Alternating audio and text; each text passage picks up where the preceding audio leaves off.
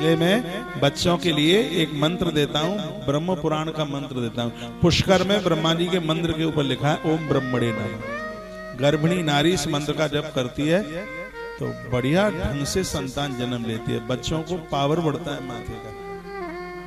मेरी इतनी आदत में बात आ गई है, मैं आज भी इस मंत्र को जपता हूँ। मैं अपने विद्यार्थी काल बचपन काल से जप रहा हूँ, ओम ब्रह्मणे नमः, ओम ब्रह्मणे नमः, ओम ब्रह्मणे नमः। तो ब्रह्मा जी हमारा बचपन और भगवान विष्णु हमारी जवानी और महादेव हमारे मृत्यु काल को सुधारते हैं। इसलिए हरि हर को मानिए, इनको जपिए, इनको समझिए। तालियां कुछ ज्यादा तो नहीं बजा दी हैं आपने?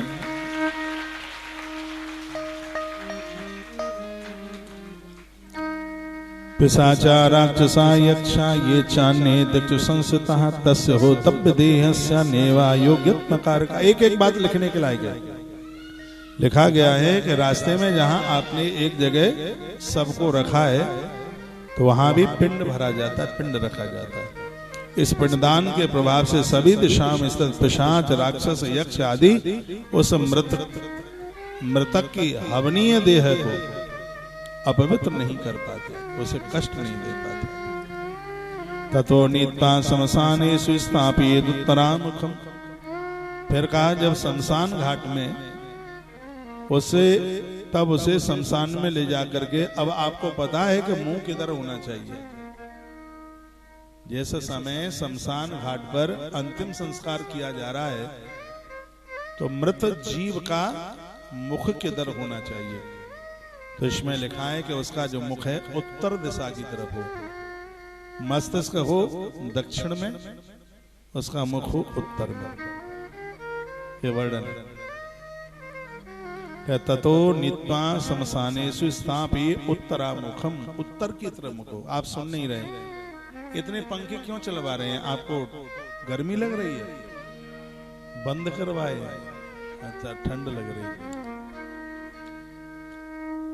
सुन लो, बड़ी अद्भुत बात हो रही है। स्त्री पुरुष कोई भी है, जब उसके अर्थी में अग्नि दहन करते हैं तो उससे पहले उसका जो मुख है वो उत्तर दिशा की तरफ हो। ऐसा भगवान गरुड़ देव को भगवान नारायण कहते हैं। यदि स्थापयेत् उत्तरामुखम तत्र देहस्य दायर्थम स्त्रम संशोधने। तथा उस जगह पर भी झाड़ू लगाया जाता है। स्थान पहले मुर्दे की उस वहां राख न हो, नहीं तो अगल बगल में जो साफ सुथरा है।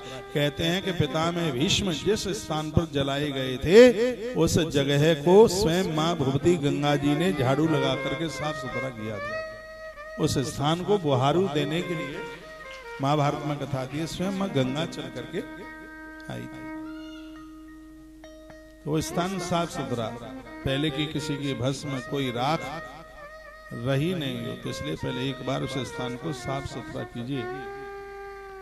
आज के मरघट शमशान घाट पर अंतिम संस्कार होता है, ये सब चीजें कहाँ हो पाती? ये चीजें बड़ी जरूरी है बहुत। मैं तो कहता हूं कि आपके पास कोई फार्म हाउस है, मैं अपने हृदय की बात बता रहा हूं, 4 बेलपत्र के पेड़ वहां लगा दो। पहले से लगता है कि माता पिता वृद्ध हो रहे हैं, बूढ़े हो रहे हैं, और आपके पास कोई ऐसा फार्म हाउस है, कोई ऐसी जगह है, कुछ जमीन है, तो 4 पेड़ पहले से वहां बेलपत्र के लगा दो। और फिर चारों वृक्षों के बीच में अपने मृत माता पिता को ऐसी ही जगह पर अंतिम संस्कार कर दीजिएगा।